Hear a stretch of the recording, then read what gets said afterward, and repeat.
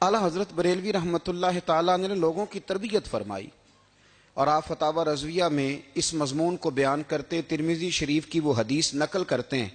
آپ فرماتے ہیں مسلمانوں اس حدیث کو یاد کر لو، اگر تم اسے یاد کرو گے تو مضبوط ہو جاؤ گے۔ حدیث کیا ہے؟ نبی کریم صلی اللہ علیہ وسلم نے فرمایا اگر سارے انسان مل کے بھی تیرا برا کرنا چاہیں تو جب تک رب کی مشیت نہ ہو وہ تیرا برا کر نہیں سکتے۔ اور حضور صلی اللہ علیہ وسلم نے فرمایا اگر سارے انسان مل کے تیرا بھلا کرنا چاہیں تو جب تک رب کی رضا نہ ہو تیرا بھلا ہو نہیں سکتا۔ تو اعلیٰ حضرت فرماتے ہیں اس چیز کو ذہن میں بٹھاؤ، مسلمانوں اپنا رجوع اپنے رب رسول کی طرف مضبوط کرو۔ یہ کیا بات ہو گئی کہ میں اس سے بھی ڈر رہا ہوں، میں اس سے بھی ڈر رہا ہوں، وہ بھی میرے پیچھے لگ گیا۔ فاضل بریلوی رحمۃ اللہ علیہ ان چیزوں سے منع فرماتے تھے۔ وہ کہتے تھے یہ توہمات ہیں، اوہام پرستی ہے، ہمیں ان چیزوں سے ہمیشہ بچنا ہے، اپنی آنے والی نسلوں کو بچانا ہے۔ اور فرمایا کرتے تھے رب کی رضا پہ جو راضی رہتا ہے اللہ اسے سکون والی زندگی عطا فرماتا ہے۔ ہمارے ہاں لوگ پوچھتے ہیں طبیعت کیسی ہے، لیکن یو پی میں، سی پی میں، لکھنؤ میں پوچھا جاتا ہے کہ کیا شکایت ہے آپ کو؟ کہتے ہیں یہ سر درد کی شکایت ہے۔ یہ اردو کا ایک محاورہ ہے۔ جناب کیا شکایت ہے؟ کہتے ہیں جی مجھے کمر درد کی شکایت ہے۔ پھر پوچھنے والے پوچھتے ہیں کہ جناب اس شکایت کا کیا بنا؟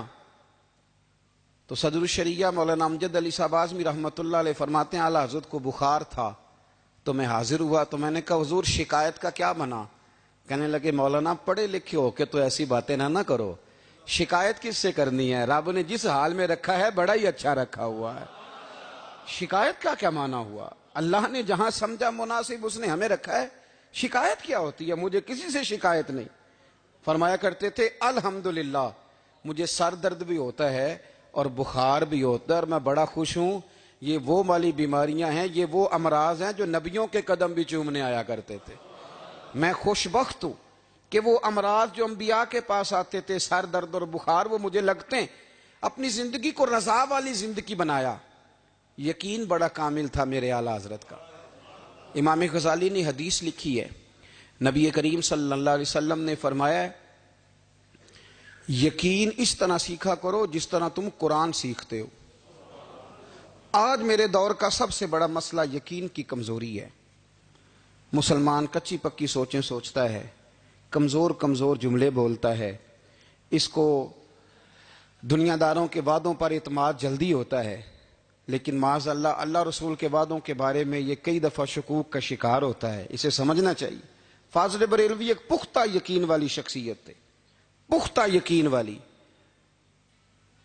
بریلی شریف کے دائیں بائیں طاعون کا مرض پھیل گیا تو اعلیٰ حضرت فرماتے ہیں میرے منہ میں بھی کچھ گلٹیاں نکل آئیں، تو بعض لوگوں نے کہا شاید آپ کو بھی طاعون ہو گیا ہے۔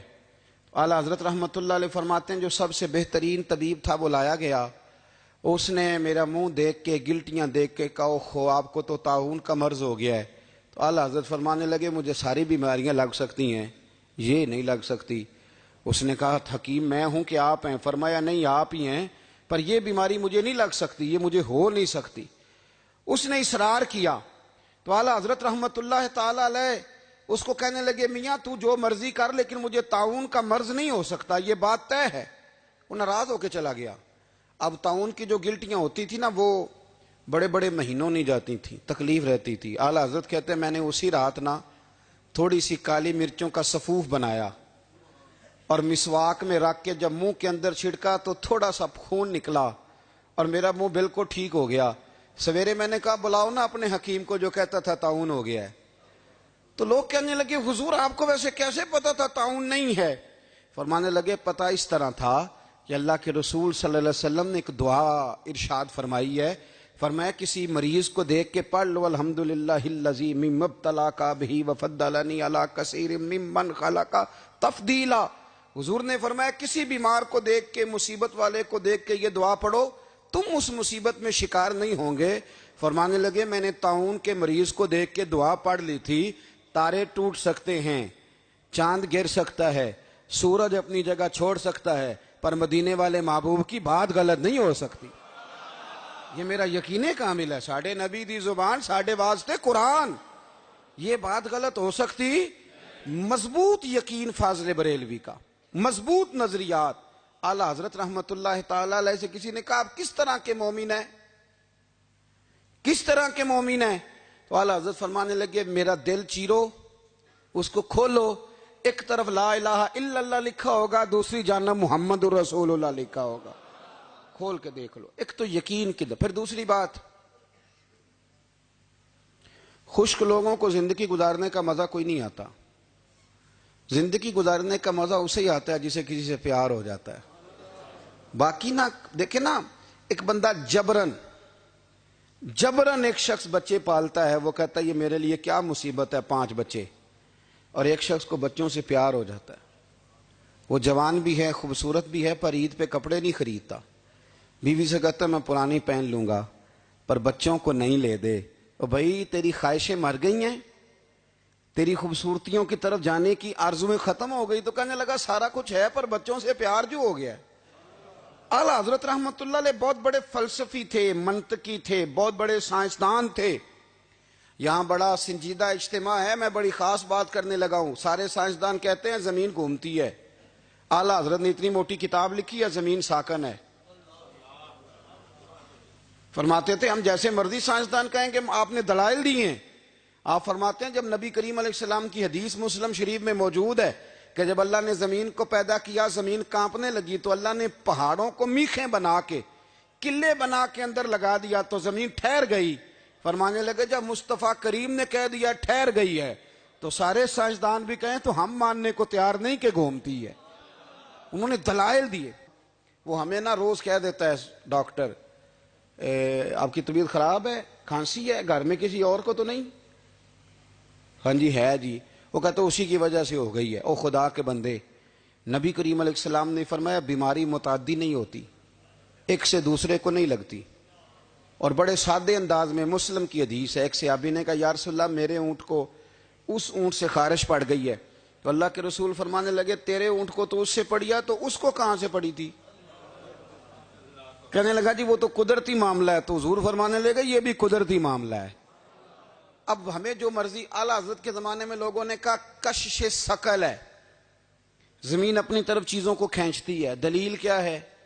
وہ کہنے لگے جی سیب گرتا ہے تو زمین پہ, آم گرتا ہے درخت سے تو زمین پہ, امرود گرتا ہے تو انار گرتا ہے تو زمین میں کشش ہے, کھینچ لیتی ہے. اعلیٰ حضرت فرمانے لگے شاباش, سائنسدان جو کہیں گے ہم مانیں گے.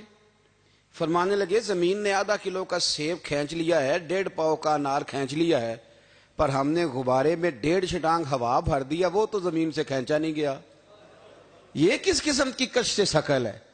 یہ ابھی 2 سال پہلے ڈاکٹر عبد القدیر خان کا مضمون چھپا تھا روزنامہ جنگ میں. وہ کہتا ہے مجھے وہ مولوی چاہیے تھا جس کے پاس قرآن حدیث بھی ہو اور سائنس کے علوم بھی ہوں. کہتا میں نے زمانے کے دروازے کھٹکھٹائے, پھر میں پہنچا بریلی کے امام کے پاس, اور کہتا ہے وہاں جا کے میں ٹھہر گیا ہوں, اس لیے کہ مجھے قرآن و سنت کا نور بھی ملا ہے اور مجھے سائنس کے رموز بھی ملے ہیں. یہ واحد شخص ہے جو دین کو سائنس کا پابند نہیں کرتا بلکہ سائنس کو مدینے والے کا غلام بناتا ہے, مدینے والے کا غلام بناتے ہیں. تو اعلیٰ حضرت فرمانے لگے عجیب فلسفہ ہے نا جی, آم کھینچ لیا اس نے, سیب کھینچ لیا, امرود کھینچ لیا, پر اس سے 1.5 چھٹانگ والا غبارہ. تو لوگوں نے کہا حضور پھر مسئلہ کیا ہے؟ آپ فرمانے لگے مسئلہ یہ ہے کہ ہر چیز اپنی اصل کی طرف لوٹ جاتی ہے. ہر چیز اپنی, سیب امرود انار زمین سے پیدا ہوتے ہیں تو زمین پہ گرتے ہیں. ہوا کی اصل اوپر ہے, اس لیے جب غبارے میں ہوا بھریں گے تو ہوا اس کو اوپر لے جائے گی. ہاں جب اس سے ہوا نکل جائے گی تو پھر غبارہ جو جس کی اصل ہوتی ہے ادھر لوٹ جاتا ہے. انسان مٹی سے بنا ہے تو جاتا کہاں ہے؟ مٹی نہ تے مٹی رہنا ہی. ایویں کا دی بلے بلے, اج مٹی دے اتے بندیا تے کل مٹی دے تھلے. تو اعلیٰ حضرت رحمت اللہ تعالی علیہ نے نا اپنے سارے علوم کو نبی پاک کا غلام بنا دیا. آپ فرمایا کرتے تھے آج لے ان کی پناہ, آج مدد مانگ ان سے, کل نہ مانیں گے قیامت میں اگر مان گیا.